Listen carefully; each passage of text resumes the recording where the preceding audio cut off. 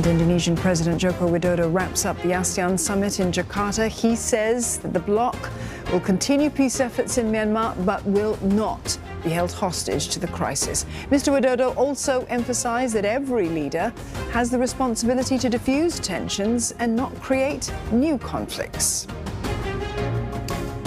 The 43rd ASEAN Summit has concluded in Jakarta, with Indonesia handing the baton to Laos, which will chair the bloc in 2024. To discuss some of the outcomes, we're joined by Sharon Seah. She's Senior Fellow at the ISEAS-Yusof Ishak Institute. Sharon, the handover ceremony today, of course, is an official big ceremony at the end of this year, and Laos takes over next year. But how would you rate Indonesia's performance in its year 2023 as chairman of ASEAN? Indonesia started its chairmanship with two intentions. The first was to make sure that ASEAN is an epicenter of economic growth. The second was to make sure that ASEAN still mattered both internally and externally.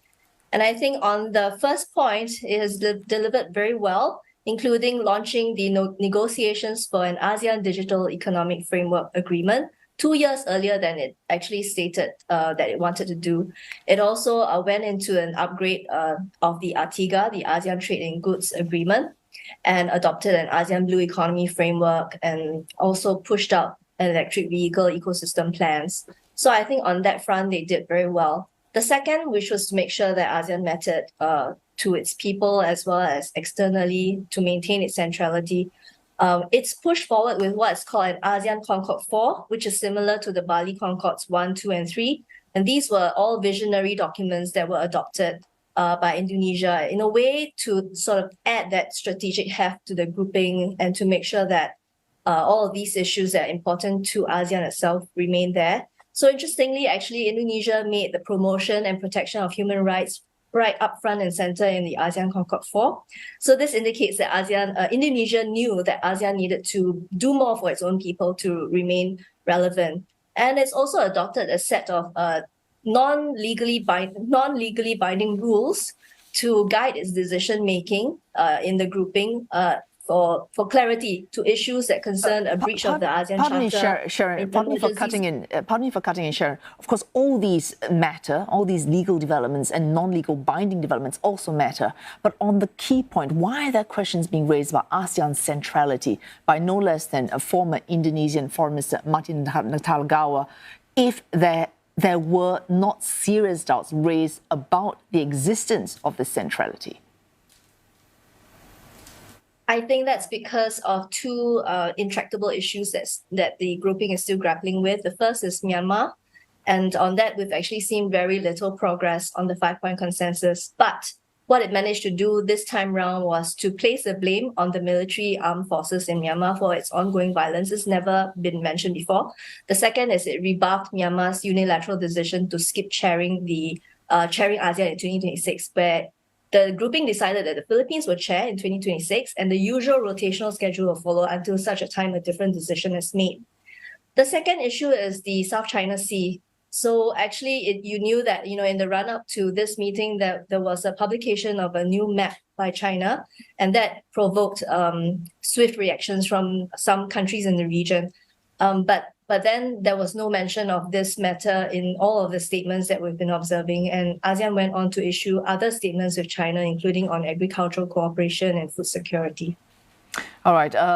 Let's pick up on Myanmar, because you have highlighted this as ASEAN's internal challenge and the most serious one to date. It matters a great deal. You said they have made progress on two fronts. But if you could give a grade, A to D as an example, on how ASEAN has managed Myanmar, what grade would you give for this 1 year of Indonesia's chairmanship? I'll give it a C+. I think Indonesia has done very well, actually. Despite all the difficulties, it's managed to keep to this quiet diplomatic approach of engaging all of the different stakeholders, both inside Myanmar and outside of it. And I think that it really needs time. So I hope that the next chair of ASEAN will continue with the approach, and it will take some time. But I'm confident that it will see a breakthrough at some point.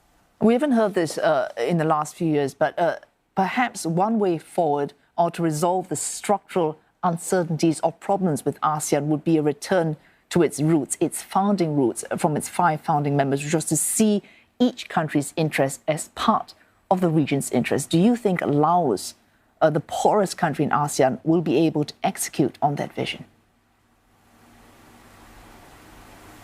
I think that this sense of regionalism has to be upheld, and this momentum that has gone on needs to continue to be generated.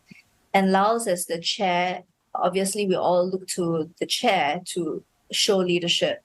And there's got to be a greater accommodation of the national interest to the regional interest. I mean, both go hand in hand. You can't say that I'm going to ignore ASEAN in the interest of my own sovereign interest.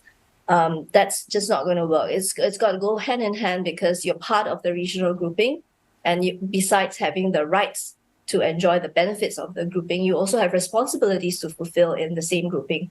So I am counting on Laos to do that and to uphold this spirit of regionalism. Thanks so much for joining us this evening, Sharon Seah, Senior Fellow at the ISEAS-Yusof Ishak Institute. Thank you.